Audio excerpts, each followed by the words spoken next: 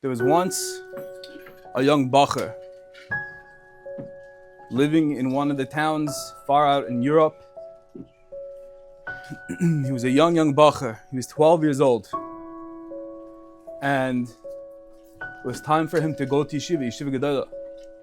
In those times, there was no cars, there was no transportation, and his parents were very, very poor. And he had no way of going to yeshiva, to taking, even forget about learning at yeshiva, but he had to take an entrance exam, a faher. And he went back and forth with his parents, and his parents said, Yitzi, I don't know what to tell you, but we want you to learn Torah, maybe stay local. All the big yeshivas were miles and miles away. It'd be very hard for you to go learn there. Maybe we'll hire a Malamed, a Rebbe local, and you can learn over here. It's impossible.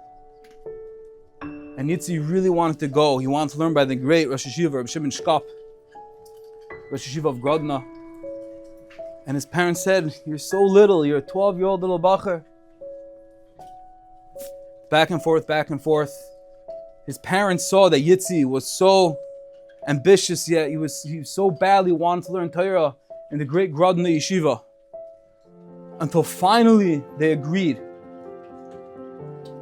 They were going to walk into the end of the village, and they were going to let their little Yitzi go. It was going to take a full week for him to make it to Grodno, to walk all by himself, literally by foot. But Yitzi was determined. All he wanted to do was sit and learn Torah by the great Rav Shimon Shkop. And with tears, they walked him to the end of the village. They gave him hugs and kisses, and they said, we're going to miss you, and write back to us as soon as you get there. Please let us know how you are. And Yitzi, little 12-year-old boy, was crying as he was about to go on this long journey all himself. Hundreds and hundreds and hundreds of miles away, all alone.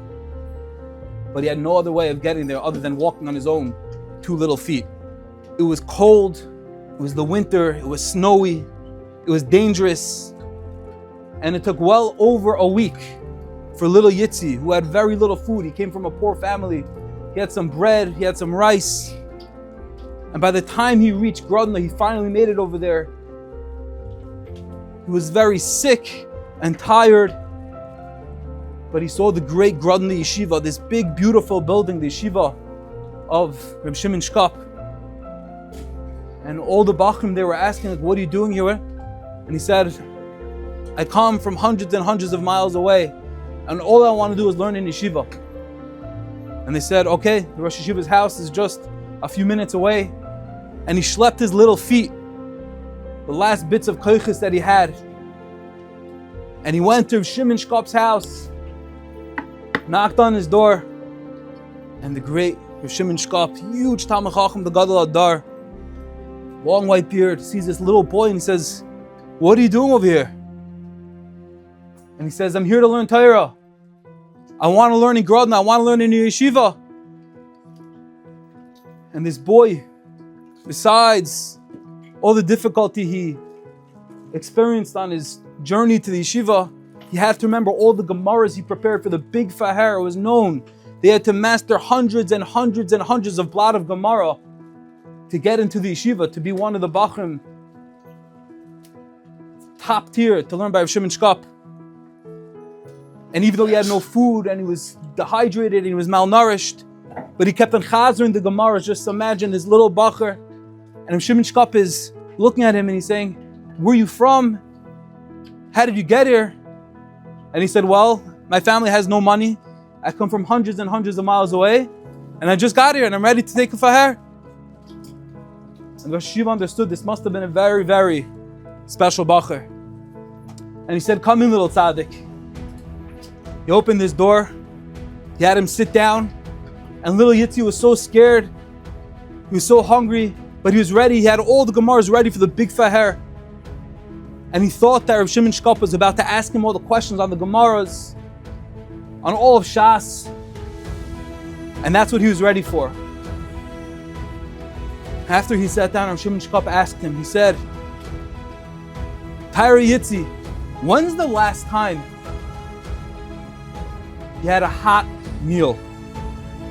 And Yitzi was taken aback. I thought you were going to ask me Gemara in Kulin, the Gemara in Gittin, Bava Metzia. You want to know when I had a hot meal? He said, well, I'll tell you the truth. I said, I have no money. The last time I had a hot meal was a week and a half ago, back in my town. Right then and there, Shimon Shkop, he said, I'm sorry, I'm not the greatest cook. My Rebbetzin's not home.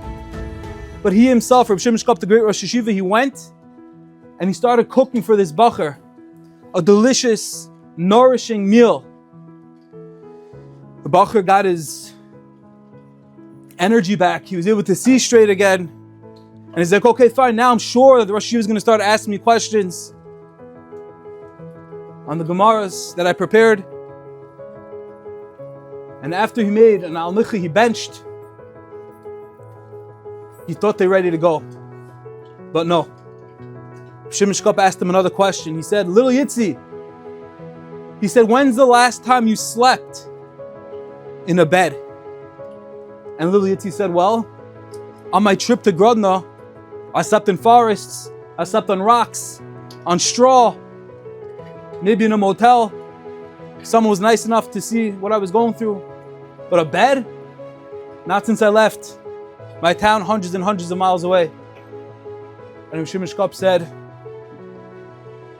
go into my room, go into my bed, and get some rest. Shimon Shkop gave up his own bed for this bacher, and the next morning he woke up refreshed and he had food again, and he felt like a mensch. And now he thought for sure he was ready for the big faher. Now that he slept, now that he ate, he was sure that now he's going to have all the Gemaras that he prepared ready to go. And that morning, Shimon Shkop looked at him and he said, oh, Tyra Yitzi, how you doing? He said, good, I'm feeling well, I ate, I slept. And Shimon Shkop said, now let's go learn. And the bacher said, what about the faher? And Shimon Shkop said, I don't need to faher you.